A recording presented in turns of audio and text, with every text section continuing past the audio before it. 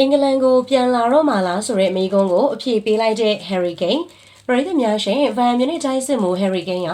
ပရီးမီးယားလိကိုပြန်လည်ပြောင်းရွှေ့တော့မှလားဆိုတဲ့မိကုံးအပေါ်တိကျပြတ်သားတဲ့အဖြေတစ်ခုကိုပေးသွားခဲ့ပါတယ်။ Kane က2023ခုနှစ်နွေရာသီမှာစပါအသင်းကနေပေါင်86သန်းနဲ့ပြောင်းရွှေ့လာခဲ့ပြီးတဲ့နောက်ဗန်မြူနစ်မှာသူ့ရဲ့ဂိုးသွင်းစွမ်းရည်ဘလောက်ကောင်းကြောင်းကိုဆက်လက်ပြသလျက်ရှိပါတယ်။တောက်ကြနေ့ကဝါတာပရီမီယံအသင်းကို၄-9ပြည့်နဲ့အနိုင်ရခဲ့တဲ့ပွဲမှာ Kane ကဖိုင်ယန်အတွက်ဂိုး100ပြည့်ခဲ့ပြီးတော့အဲ့ဒီစံချိန်ကို104ဝဲနဲ့ရောက်ရှိလာတာဖြစ်ပါတယ်။အဲ့ဒီအတွက်ခရစ္စတီယာနိုရိုနယ်ဒိုနဲ့အာလင်းဟာလန်တို့ပိုင်ဆိုင်ထားတဲ့105ဝဲဆိုတဲ့အရင်စံချိန်ကိုချိုးဖျက်ခဲ့ရလဲဖြစ်ပါတယ်။အခုလိုဂျာမနီမှာအလွန်ထူးချွန်တဲ့စွမ်းဆောင်ရည်တွေပြသနေပေမဲ့လည်းဂိမ်းကအပြောင်းရွှေ့နဲ့ပတ်သက်တဲ့ကောလာဟလတွေစတိုက်ထွက်ပေါ်နေပါတယ်။သူရဲ့စာချုပ်ထဲမှာပါဝင်တဲ့လျှို့ဝှက်သဘောတူညီမှုဆိုတဲ့အကြောင်းအရာပေါ်ထွက်လာပြီးတဲ့နောက်အဲ့ဒီသတင်းတွေဟာပုံမကျဲလောင်လာခဲ့တာဖြစ်ပါတယ်။ဒါပေမဲ့လည်းဂိမ်းကတော့အင်္ဂလန်ကိုပြန်လာမယ်ဆိုတဲ့ကောလာဟလတွေကိုပယ်ချခဲ့ပါတယ်။အဲ့ဒီစိတ်ကူးမျိုးမရှိပါဘူးအခုအချိန်မှာတော့မရှိပါဘူးကျွန်တော်ဒီမှာတကယ်ပြောပါတယ်စာချုပ်သက်တမ်း2နှစ်တန်ပါသေးတယ်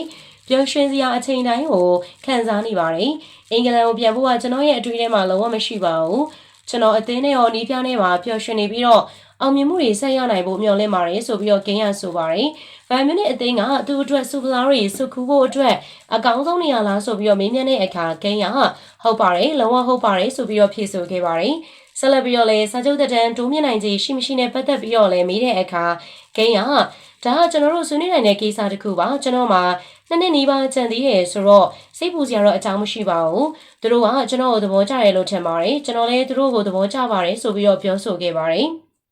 အကယ်၍သာဂိမ်းအနေနဲ့အင်္ဂလန်ကိုပြန်လာမယ်ဆိုရင်တော့အလန်ရှီယာရဲ့ပရီးမီးယားလိသွင်းကိုအများဆုံးစံချိန်ကိုလိုက်မိနိုင်ဖို့အခွင့်အရေးရှိနေပါတယ်။ရှီယာကဂိုး260သွင်းယူခဲ့တာဖြစ်ပြီးတော့ဂိမ်းကတော့စပါအသင်းနဲ့အတူ213ဂိုးသွင်းယူထားတာဖြစ်ပါတယ်။ဒါပေမဲ့လည်းဂိမ်းကတော့ရှီယာရဲ့စံချိန်အကြောင်းသူစိတ်ထဲမှာလုံးဝမရှိကြောင်းပြောဆိုခဲ့ပါတယ်။အဲ့ဒီအကြောင်းကျွန်တော်စိတ်ထဲမှာတကယ်မရှိပါဘူး။အင်္ဂလန်ကနေထွက်လာတော့ကတော့ဒီစံချိန်ကိုပြန်ရောက်မှယူမယ်လို့တွေးခဲ့မိပါတယ်။ဒါပေမဲ့ဒီကိုရောက်လာပြီးကြတဲ့ဒီအစ်စ်မှာကစားရတာကိုတကယ်ပျော်ရွှင်မိပါတယ်ဆိုပြီးတော့ဒါပြောဆိုခဲ့တာဖြစ်ပါတယ်။ဗီဒီယိုလေးအဆုံးလေးလိုက်ပါပြီးတော့ကြည့်ရှုပေးတဲ့အတွက်လည်းအားလုံးကျေးဇူးတင်ပါတယ်ရှင်။